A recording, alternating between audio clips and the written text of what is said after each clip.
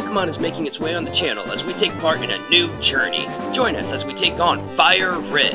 Now, here's how this campaign's gonna work. It's gonna be a lot like normal Let's Plays, but with a few twists. I have to battle every trainer. That includes gyms, hideouts, and routes. They can be in any order, and I can go to the Pokemon Center between battles. But if I ever white out, I have to reset my game to the last story progressed Pokemon Center and try again.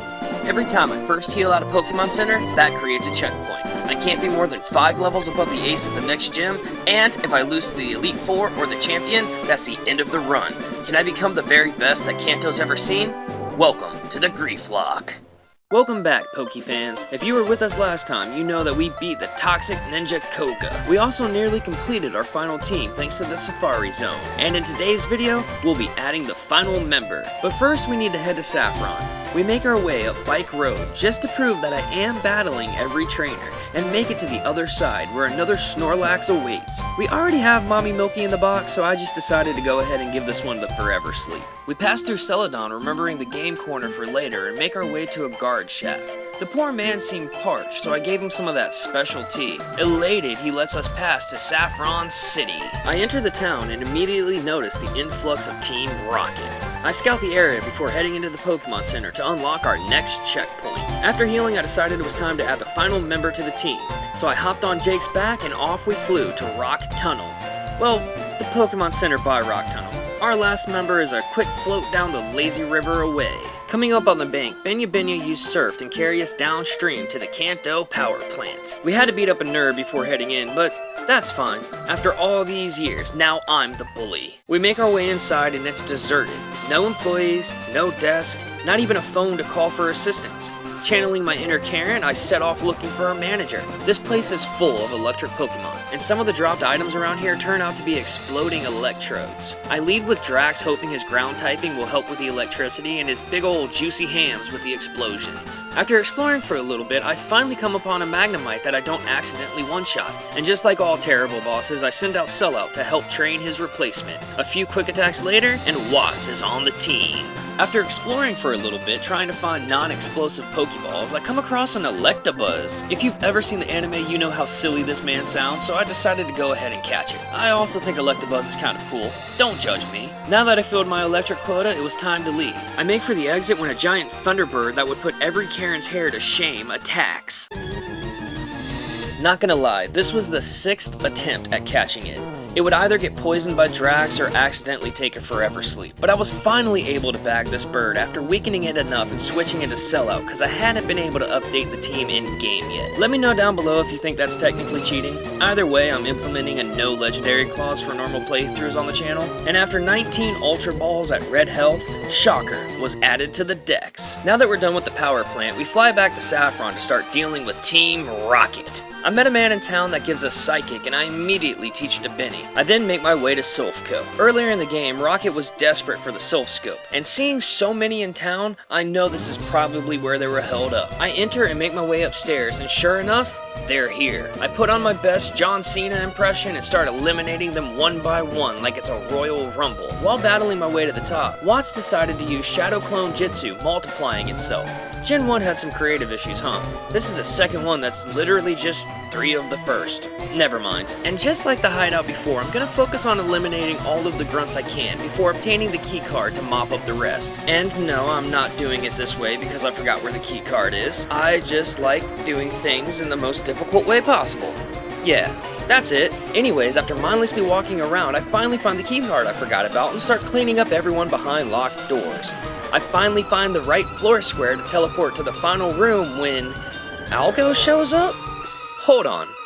You mean to tell me this rocket-infested building just lets him walk around without laying a hand on him? Something's not right here. He challenges me to a battle, but this time I'm more than ready.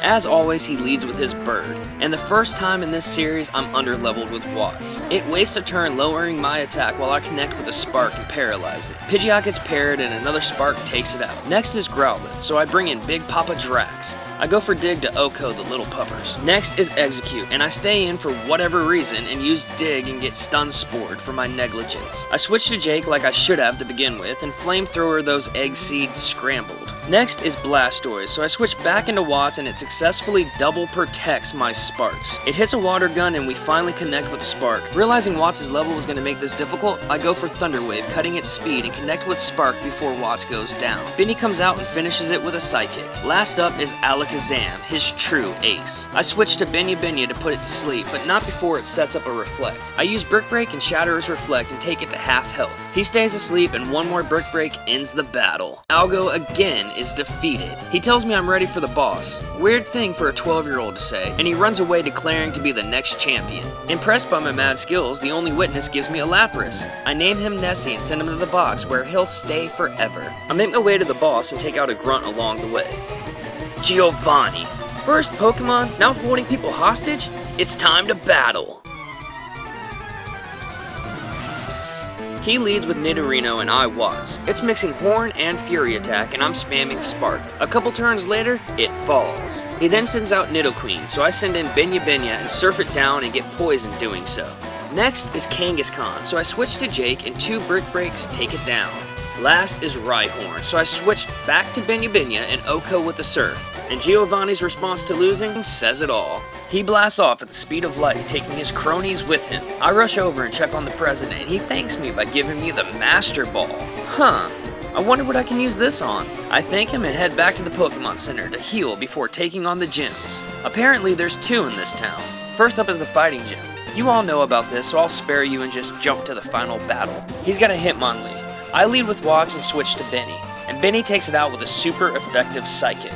I then switch to Pain for Mr. Chan. A few twisters later, and I'm rewarded with a Hitmonchan that I named Jackie. Now that that's done, it was time to take on Sabrina. Now I did battle all her trainers, but I heard a rumor back in the day that if you just hit every lower left square, it'll take you right to her. And lo and behold, the rumor was right. With nothing left in the way, it was time to face my toughest challenge yet. Let's do this! She leads with Kadabra and uses Calm Mind. I lead with Watts and use Spark. It then sets up a Reflect and I Spark again, paralyzing it. And its ability passes it on to Watts while Sabrina Hyper Potions. 3 more Sparks take it out, but it manages to set up a Future Sight. That's gonna hurt someone. Next is Creepy Pedo Clown, and I decide to stay in with Watts and Spark to its Calm Mind. It Calm Minds again as I Spark, and then I take the Future Sight from Kadabra. It Psybeams and Watts is fully parried. I switch to Jake and eat another Psybeam before knocking out Mr. Mime with a Rock Slide. She then sends out Venomon, so I use Flamethrower, Okoing it. Last is Alakazam. I switch to Benny and Alakazam Calm Minds before I hit it with Thief. It's super effective, but it's a 3-turn. I decide to risk Egg Bomb as I'm hit with Psychic, and Benny gets the job done. Sabrina is defeated. As a reward for my victory, I received the Marsh Badge, $4,300, and TM4. Next stop, Cinnabar.